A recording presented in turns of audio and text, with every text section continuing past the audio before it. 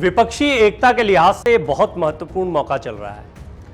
ममता बनर्जी, अरविंद केजरीवाल के बाद केसीआर, ये तीन वो चेहरे हैं जो विपक्ष के चेहरे तो हैं लेकिन कांग्रेस के साथ नहीं दिखाई पड़ते थे। ये थे इसलिए है क्योंकि अब केजरीवाल और ममता बनर्जी ने तो सीधे सीधे राहुल गांधी के साथ सहानुभूति जता दी, उनके साथ में एक समर्थन भी जताया। हालांकि ये समर्थन क्या कॉमन मिनिमम प्रोग्राम के लिहाज से, विपक्षी एकता के लिहाज से भी सामने आएगा, इस पर अब भी सवाल बरकरार है।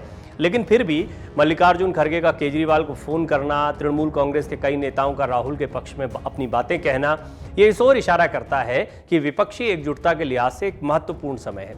केसीआर एक और चेहरा रहे जो कि इसी तरह से विपक्ष के चेहरे तो हैं, बीजेपी के खिलाफ हैं, लेकिन कांग्रेस के साथ भी नहीं थे। लेकिन अब खबरें ये आ रही हैं कि केसीआर को कांग्रेस से परहेज नहीं है। हालांकि इसके लिए वो कुछ शर्तें भी रख रहे हैं। 2024 के लोकसभा चुनाव से पहले क्या विपक्षी एकता मजबूत होगी, ये तय माना जाए, ये बड़ा सवाल है। कांग्रेसी गठबंधन में आने को क्योंकि तेलंगाना के सीएम केसीआर का हामी भर देना या एक इशारा कर देना, ये भी अपने आप में बताता है कि विपक्षी खेमे में कुछ सुगबुगाहट चल रही है। अगले साल यानी 2024 में होने वाले लोकसभा चुनाव से पहले विपक्षी एकता को लेकर खूब बैठकें हो रही हैं। हालांकि इन बैठकों से तेलंगाना के सीएम केसीआर के नेतृत्व वाली बीआरएस यानी भारत राष्ट्र समिति अक्सर नदारद रही। अब कहा जा रहा है कि कांग्रेसी गठबंधन के साथ तेलंगाना के सीएम भी आने को तैयार हो गए हैं। एक मीडिया रिपोर्ट में दावा किया जा रहा है कि केसीआर के नेतृत्व वाली बीआरएस विपक्षी गठबंधन में शामिल होने को तो तैयार है, लेकिन उसकी कुछ शर्तें हैं। इन शर्तों को तृणमूल कांग्रेस ने भी पहले सामने रखा है। ममता बनर्जी तो पहले यहां तक कह चुकी थी कि राहुल गांधी का चेहरा प्रधानमंत्री मोदी के लिए तुरुप का इक्का है। राहुल गांधी के चेहरे को लेकर विपक्ष में काफी असमंजस की स्थिति देखने को मिली।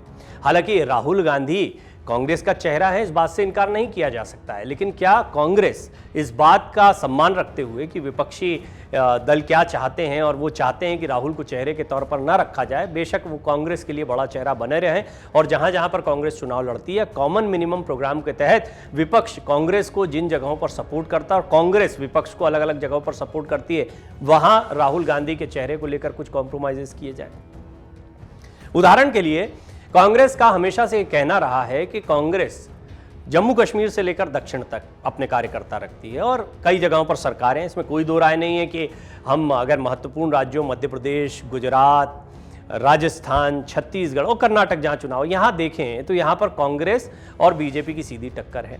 फिर बीजेपी जहां पर बहुत मजबूत नहीं दिखाई पड़ती, दक्षिण के क्षेत्र हैं, आंध्र प्रदेश है, केरल है, तमिलनाडु है, यहां पर भी कांग्रेस अपनी थोड़ी बहुत ताकत रखती है और यहां के जो क्षेत्रीय दल हैं वो भी कांग्रेस के साथ आने में बहुत मुश्किलात नहीं। आपने देखा स्टालिन का जिस तरह का अभी तक उनका रुख रहा है, उससे स्पष्ट होता है कि विपक्षी रणनीति में कांग्रेस के लिए मजबूत गढ़ हो सकते हैं। अब बात करिए उन क्षेत्रों की जहां पर क्षेत्रीय दल हावी हैं। उदाहरण के लिए पश्चिम बंगाल है, बिहार है, उत्तर प्रदेश है, महाराष्ट्र है, ये वो राज्य हैं, या दिल्ली और पंजाब को भी ले लीजिए जहां आम आदमी पार्टी भी अब एक बड़ी ताकत के तौर पर देखने को मिलती है।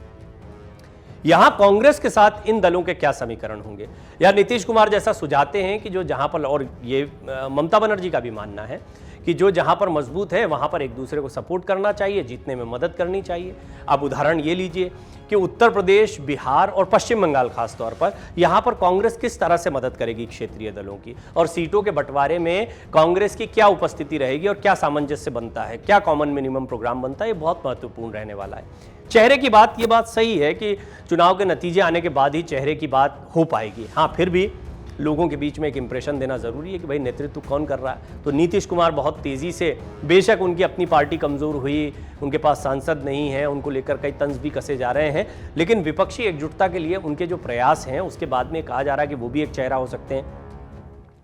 प्रियंका गांधी को जिस तेजी से कांग्रेस ने आगे किया उससे यह भी स्पष्ट दिखाई पड़ता है कि चेहरा वो भी हो सकती हैं। लेकिन राहुल गांधी के चेहरे को लेकर कुछ रिजर्वेशंस केसीआर के अब भी हैं।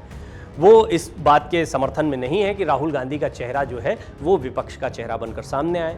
उन्होंने ये शर्त भी रखी कि राहुल को आगे किए बिना विपक्षी मोर्चे पर वो सहमति दे सकते हैं, यानी केसीआर का रुख ये आ रहा है। मीडिया रिपोर्ट्स में बीआरएस के शीर्ष सूत्रों के हवाले से बताया जा रहा है कि पार्टी अब कांग्रेस के नेतृत्व वाले गठबंधन में शामिल होने के विचार को छिपाना नहीं चाहती है। हालांकि इस विपक्षी गठबंधन के चेहरे के रूप में राहुल गांधी के बारे में उनकी आपत्ति अब भी है। केसीआर के नेतृत्व वाली पार्टी से जुटे नेताओं का कहना है कि भाजपा और केंद्र सरकार ने क्षेत्रीय दलों पर अधिक दबाव डाला है, जिसके चलते बीआरएस अपना रुख बदलने पर विचार कर रही है। कई मीडिया रिपोर्ट्स में दावा किया जा रहा है कि जिस तरह से केंद्र सरकार और भाजपा ने क्षेत्रीय दलों को जांच के नाम पर घेरा है, उसके मद्देनजर बीआरएस के पास कोई और ऑप्शन भी नहीं है। केसीआर और उनकी बेटी जो है वो खुद भी इस मामले में एक तरीके से एक पार्टी बने हुए हैं। वो भी विपक्षी दलों की इस मांग के साथ में है कि कथित तौर पर केंद्रीय जांच एजेंसियों का बेजा इस्तेमाल हो रहा है। आपको ये भी बता दें कि केसीआर की बेटी और पूर्व सांसद के कविता दिल्ली शराब नीति मामले में ईडी की जांच का सामना कर रही हैं। जब से पार्टी ने अपना नाम बदलकर बीआरएस रखा है, तब से ये महाराष्ट्र सहित विभिन्न राज्यों में रैलियां और राजनीतिक कार्यक्रम आयोजित कर रही है। लेकिन साथ ही घरेलू मैदान पर यानी तेलंगाना में कांग्रेस के साथ उनकी तीखी टक्कर भी है, ये भी सबके सामने स्पष्ट है।